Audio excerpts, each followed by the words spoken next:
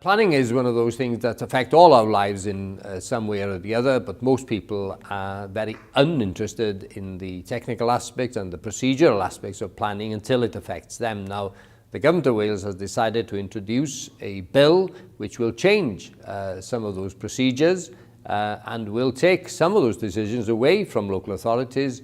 to ministers in Cardiff, but also to a regional level in some cases,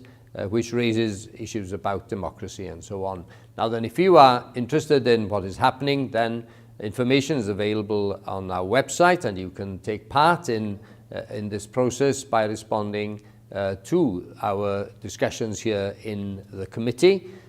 or indeed you can get involved by talking to your local assembly member or regional assembly members on what is happening in the bill and what you might want to see as an outcome. So this is a general invitation